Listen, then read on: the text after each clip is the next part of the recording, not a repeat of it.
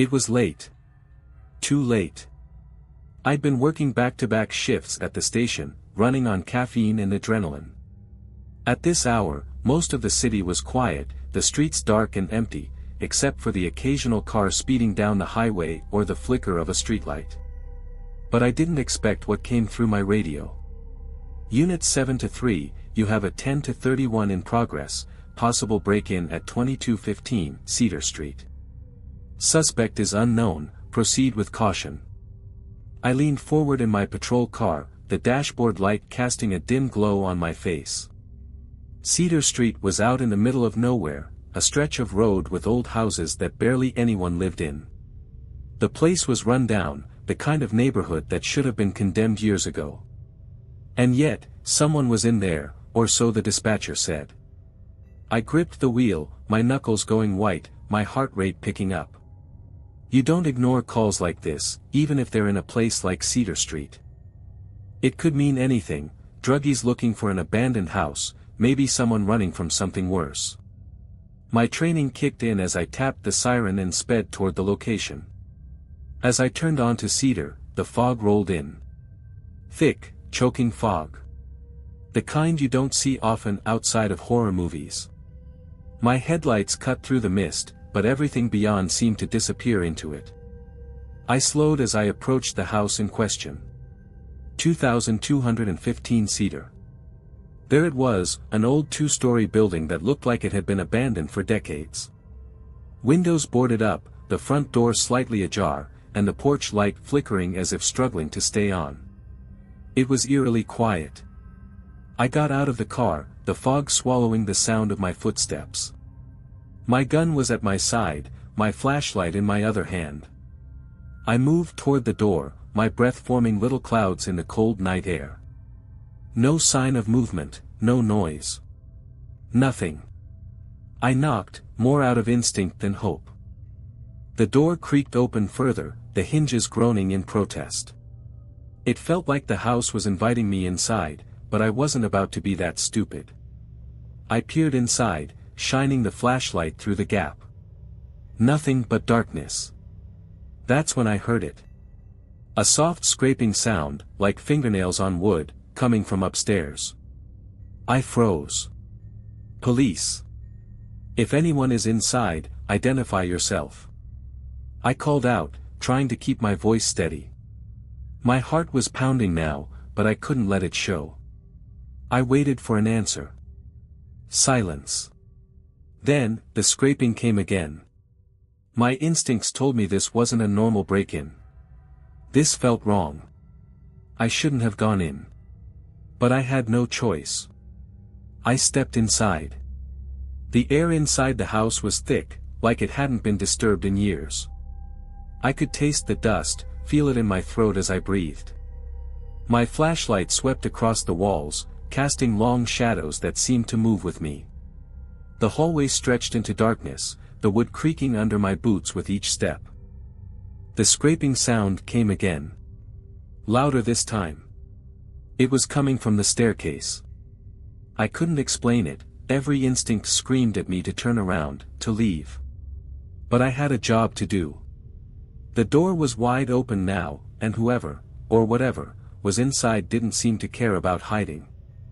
I took a step forward, my hand on the cold metal of the banister. The staircase loomed ahead, a dark abyss that led to the second floor. There was something off about it. Like the house itself was alive, waiting for me to take the next step.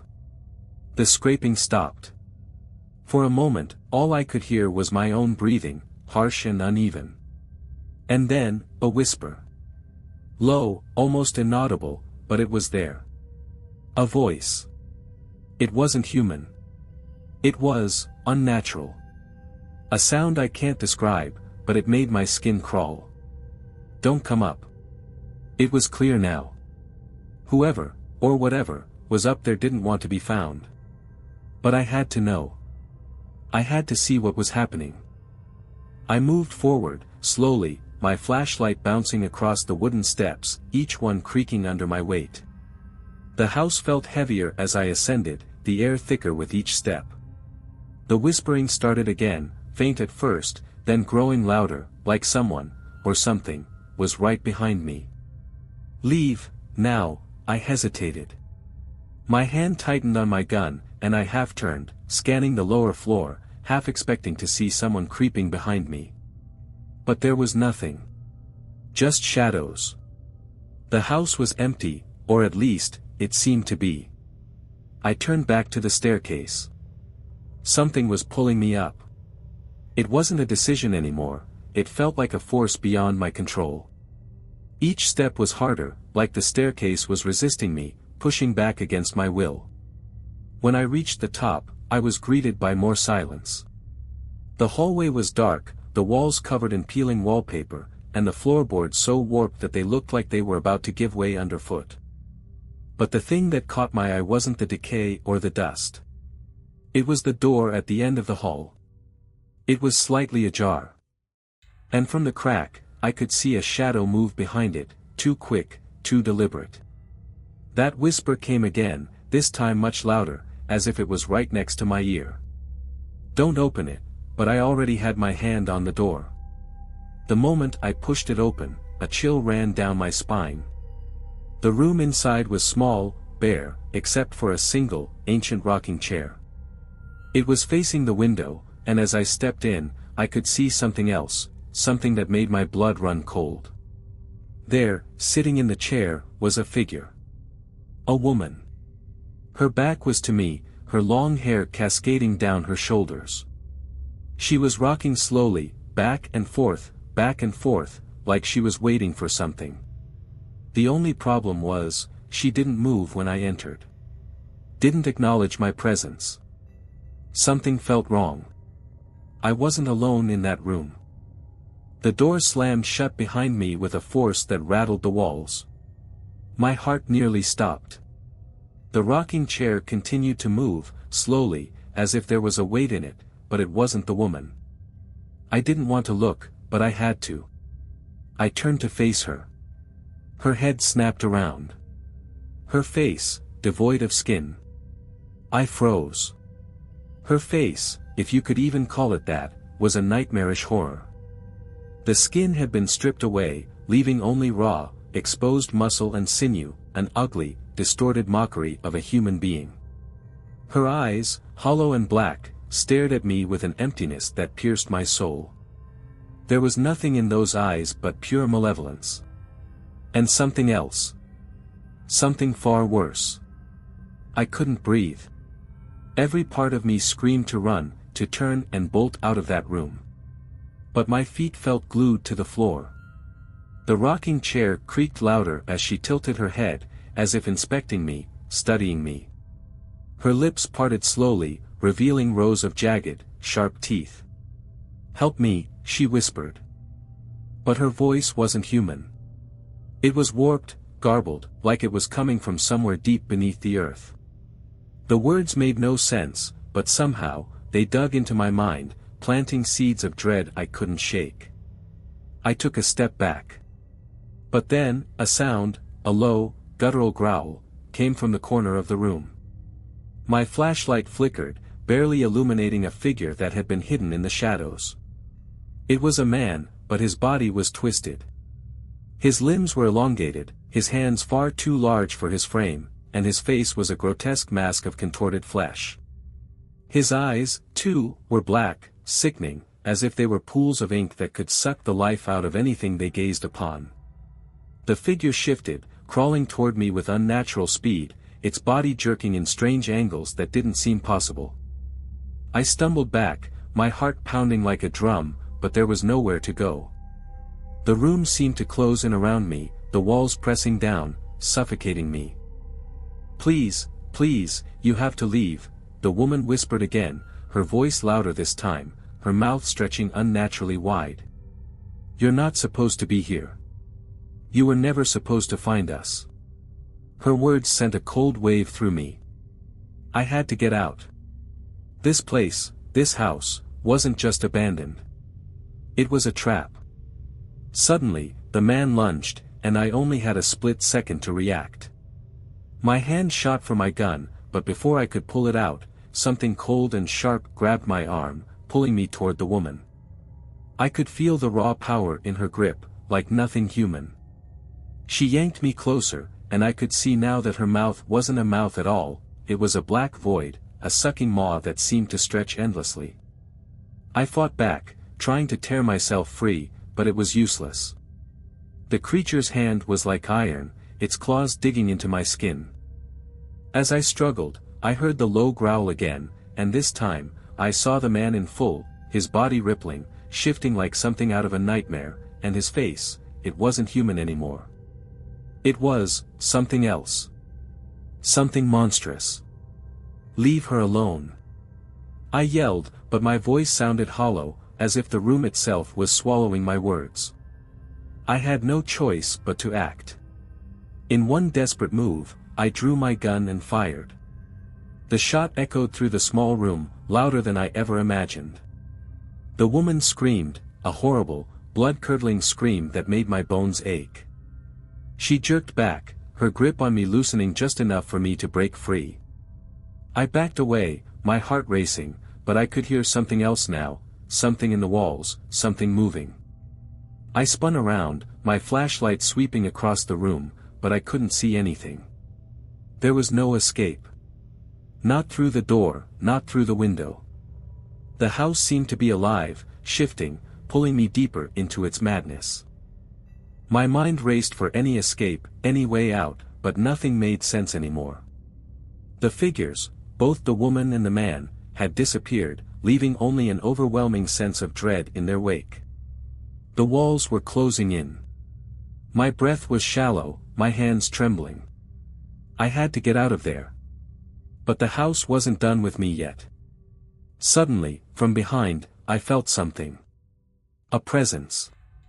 Something cold, wet, and heavy slid along my neck. I whipped around, but there was nothing there. Except the eyes. They were watching me from the dark corners of the room, countless eyes, each one glistening black and wide. And then, one by one, they began to blink. My heart slammed against my chest as the blinking eyes stared at me, each one filled with that same unrelenting blackness. The shadows seemed to grow thicker around me, like the room was becoming one massive void. I couldn't breathe. My mind was racing, trying to make sense of what I was seeing, but nothing about this felt real. How could this be happening? This couldn't be happening. I raised my gun again, the flashlight trembling in my other hand. But no matter how much I scanned the room, the eyes just kept multiplying. Everywhere I looked, there they were, peering from behind furniture, from cracks in the walls, from the ceiling, from beneath the floorboards. It felt like the very house was alive, watching me, studying me. Then, the whispers started again, low and incoherent, like 1,000 voices speaking all at once. They were coming from everywhere. The walls, the floor, the ceiling. The voices were angry now. Agitated. Get out, you shouldn't have come. I staggered back, nearly tripping over the floorboards, my mind a whirlwind of fear and confusion. I was trapped. There was no way out. Every path seemed to close itself off as if the house itself were shifting, changing its layout to keep me inside. My flashlight flickered again. And in that moment, I saw it. From the far corner of the room, a dark figure moved toward me. It was tall, towering even, with limbs that seemed to stretch unnaturally long. The thing's face was obscured by a veil of darkness, but I could hear its low, guttural breathing as it neared. The air around it seemed to grow colder. I couldn't see its eyes, but I could feel its gaze, piercing, relentless. I tried to raise my gun, but my hand was shaking so badly that I couldn't keep it steady. I felt a chill run down my spine as the figure took another step. And then, I heard it. The thing spoke. You can't leave. Not now. Not after you've seen us. The voice was deep, too deep. It was wrong. It was as if it wasn't coming from its throat, but from somewhere much darker, deeper. A part of me wanted to turn and run, but I knew it was useless. The door was gone. The windows were sealed shut by something I couldn't see. I was trapped in this house, and the only thing left was to face whatever this thing was. It took another step. Then another. Slowly, methodically. The room seemed to close in around me, the air thick with dread. I couldn't move. My legs were frozen in place, my heart pounding in my chest like a drum. "Help me," the woman's voice whispered again, but this time, it was different. It wasn't a plea, it was a command. A warning. "Do not let them take you." I snapped my head around.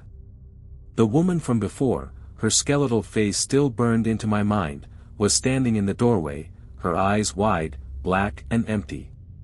But this time, she wasn't sitting in the chair. She was standing, moving closer, dragging herself toward me in a way that wasn't possible for any human being. Her voice, still low and rasping, echoed in my mind, "You were supposed to leave. You didn't listen." I had no idea what was happening, whether this was a hallucination, a nightmare, or something worse. But it didn't matter. I had to survive. I had to get out. Without thinking, I bolted toward the door. I didn't care if I had to break it down with my own body. The figure in the corner lunged, but I didn't look back. I could hear it moving behind me, its footsteps quick and heavy. The house groaned, the walls seemed to tremble, as if it were trying to pull me back inside. I reached for the doorknob, my hand closed around it. But it wouldn't budge. It was locked. I twisted the knob frantically, my heart hammering. "Please!" I yelled, panic rising in my chest. "Let me out." But there was no answer. Just the oppressive silence. Suddenly, I heard a screech.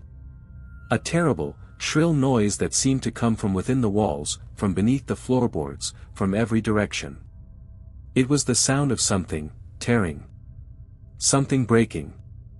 And then, from the shadows, a pair of eyes appeared. They were just like the others, black, endless, staring. But these eyes were different. They were closer. And they were grinning. The thing behind me roared. The doors shattered, splintering as they burst open. I stumbled outside, falling to the ground, gasping for air. I was out. But when I looked back, the house was gone. There was number 2215 Cedar Street. Just empty land. Nothing. I should have been relieved. But I wasn't. Because I could still feel those eyes watching me. And I knew, deep down, that whatever I had just escaped from, it was still out there. Still waiting. And it wasn't done with me yet.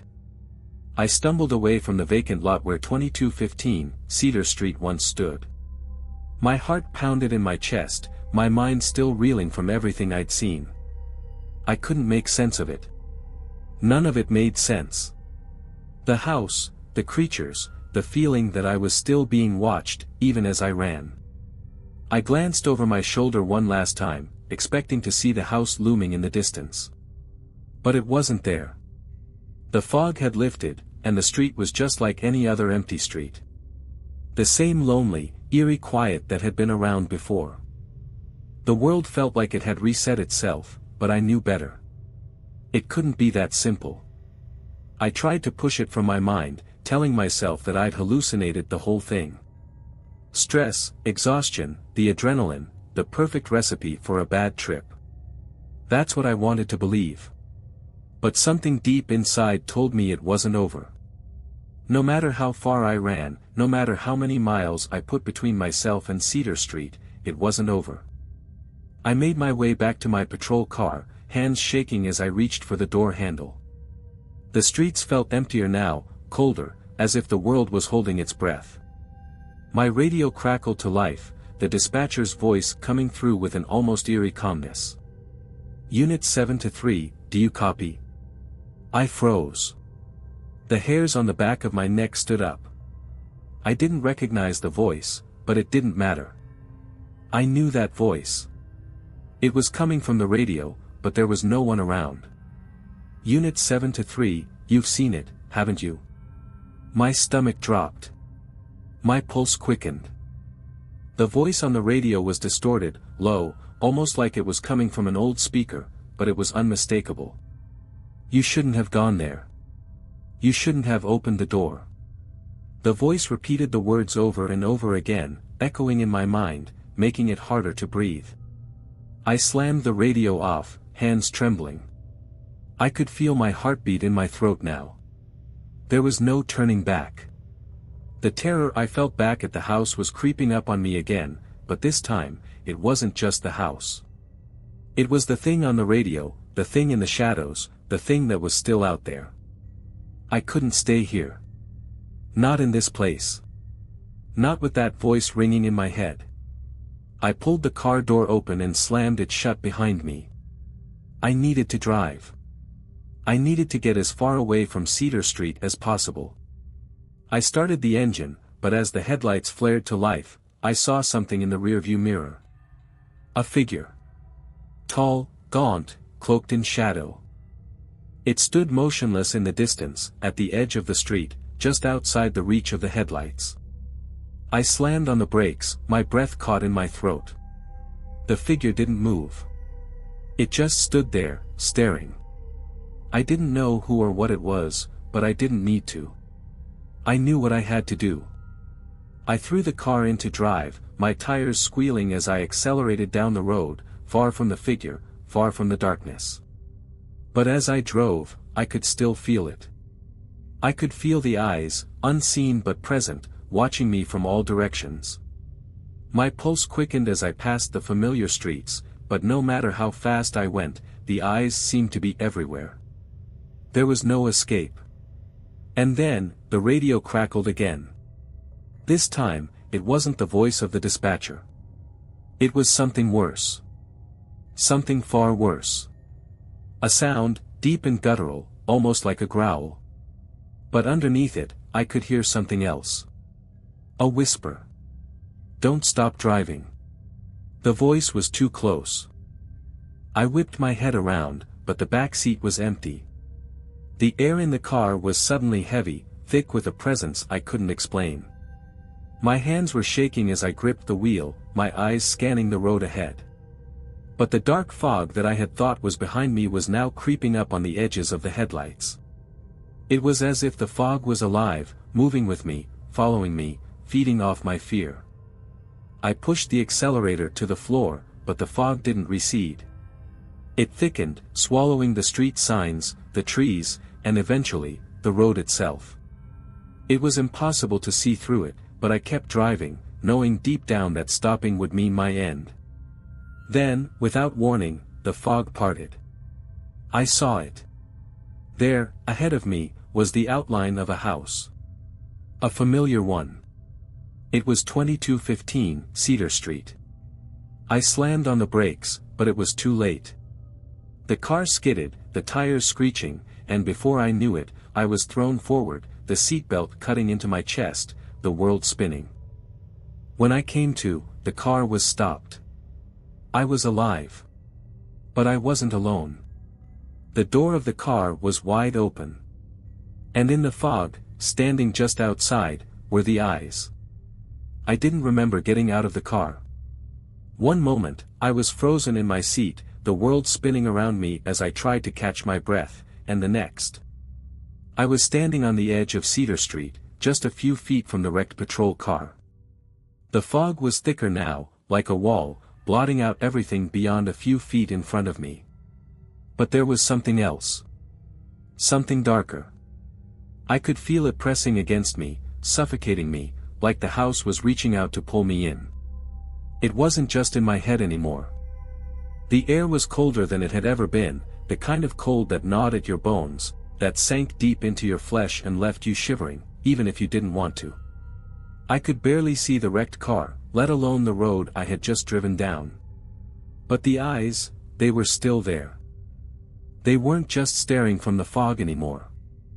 They were everywhere. They were embedded in the fog, shifting in and out of focus. 1,000 pairs, blinking slowly in time with my heartbeat. I could hear them. I could feel them. I tried to move. Tried to run. But my feet wouldn't budge. It felt as if the earth itself had grabbed hold of me, binding me to this cursed place. My legs were heavy, each step dragging as if I were wading through thick mud. I turned in circles, desperate to find anything familiar, anything that could give me an escape. But the streets were empty. The trees were gone. The house, loomed ahead of me, its silhouette rising from the mist. I could see the windows now. The same ones. The same house. The door was open. I didn't want to go inside. I knew, deep down, that it was a mistake. But it was as if I was being pulled toward it. The eyes blinked again, and I heard a whisper. The same one from before, the one that had followed me since I first stepped into the house. You were supposed to stay away. The voice echoed around me, circling like a predator. It wasn't coming from one direction. It was everywhere. I couldn't tell if it was in my head or if it was real, but it didn't matter. It was real enough now. I couldn't ignore it any longer. I had to go inside. I stepped toward the door, my feet moving almost of their own accord, each step like a weight pulling me further into the darkness. The door creaked open with an almost welcoming sound, the hinges groaning as if it were stretching its limbs after a long slumber. As I crossed the threshold, I felt something wrap around me, like invisible hands gripping my chest, squeezing the breath from my lungs. The house was alive. I could feel it. It wanted me inside.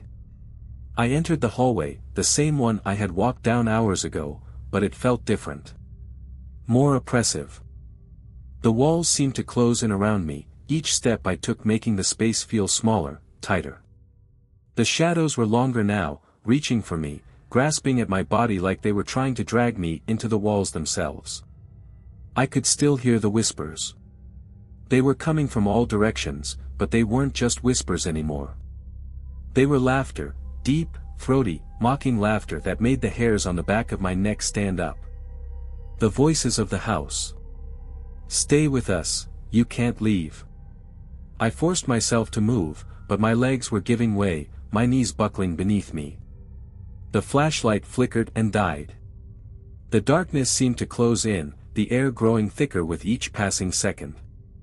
I couldn't breathe. I couldn't think. I just had to get out. I tried to turn back to the door, but it was gone. The hallway stretched out endlessly before me, the walls bending in unnatural angles, folding in on themselves. The entire house was shifting, warping, as if it was alive, adapting to my every movement. That's when I saw her again. The woman. The one with the face. She was standing at the end of the hallway, her twisted figure bathed in the dim, flickering light of the street lamp outside. Her black eyes locked onto mine, her mouth stretching wide in a smile that wasn't a smile at all. Her skinless face grinned at me, the jagged teeth gleaming in the faint light. Her whisper was almost a purr now. You belong here. And before I could scream, before I could run, I felt something else. Something cold and wet, creeping along the back of my neck. The touch of something that wasn't human. Something other. I turned around. And in that moment, I saw it. A figure, massive and dark, towering behind me, its eyes glowing, brighter than any light I'd ever seen. Its limbs stretched impossibly long, and its mouth was gaping wide, far wider than a human's should ever go. The smile stretched across its face, revealing rows of sharp teeth that didn't belong to anything that once lived. The whispers turned into a roar as the thing lunged. I didn't have time to think. My body reacted before my mind could process the terror that was bearing down on me. My legs moved, faster than I had ever moved in my life, pounding against the wooden floors, desperate for escape. The thing behind me growled, a deep, guttural sound that seemed to shake the walls, the floors beneath my feet. It was too fast. Too strong. I could feel its presence closing in, a shadow swallowing me whole, tightening around my chest. My breath was shallow, but my legs kept running, even though I knew I couldn't outrun it. I couldn't outrun them. The hallway stretched endlessly before me. The door. Gone. The windows. Covered in black, impenetrable fog. The house had sealed me in. The walls were shifting. Everything felt wrong. "Help me," the woman's voice echoed again. This time it was different. It was no longer the whispering plea for assistance, it was a demand. An order. Her skeletal face twisted in the shadows, the wide grin growing wider as she stepped closer. Her hollow eyes bore into me. "You should have never come back." I couldn't speak. I couldn't even scream. Every step felt like I was sinking deeper into the house's grasp. The house was the thing. It had no mercy. No reason. Just hunger. Then, I heard it. The final whisper. The voice that had been following me the entire time. "You're ours now." Before I could even register the words, the room around me began to close in, walls folding toward me, the darkness thickening until there was nothing but the overwhelming blackness. The shadow behind me lunged again, and I felt its cold breath on the back of my neck. A twisted hand grabbed my shoulder with a grip that threatened to crush my bones, pulling me back toward the center of the house. I twisted in its grasp, my hands trembling as I struggled, my heart pounding like a drum in my ears. But it was futile. The thing was too powerful. The house, the very structure, was alive. My mind was racing, trying to find any escape, any way out of this nightmare. I reached for my gun, my hand still shaking violently, but the moment I touched it, the weapon felt wrong, heavy, as though it were weighed down by something unnatural. It was too late. The last thing I remember was the shadow lunging toward me. The cold, sickening feeling of being pulled into its embrace. Then, there was nothing but darkness. No sound. No light. Just endless, suffocating blackness. When I woke up, I didn't know where I was. The last thing I remembered was the house, the figure, the blackness, but now, it was all gone. I opened my eyes to find myself lying on cold concrete. My body ached as if I had been dragged through miles of rubble. My head throbbed, my heart still hammering in my chest. I looked around, confused, disoriented. There were no walls closing in. No figures lurking in the shadows. Just an empty, silent street. The world felt normal.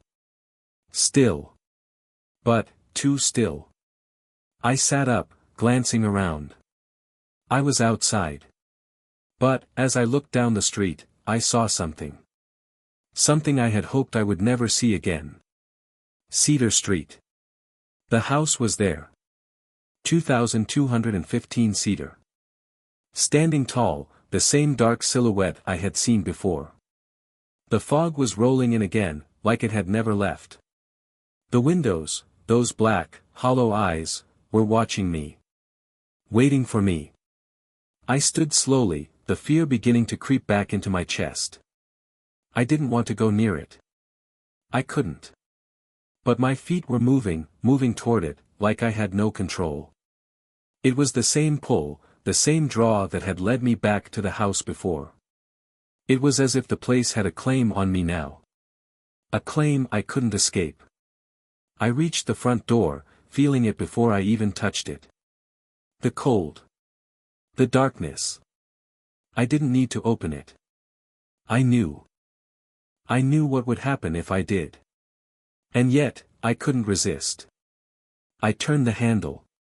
The door creaked open, a deep, groaning sound that resonated with something ancient, something wrong. The last thing I heard was the woman's voice again. But this time, it wasn't a whisper. It wasn't a demand. It was a promise. "You'll never leave." And as I stepped inside, the door slammed shut behind me, sealing me in. The house had me.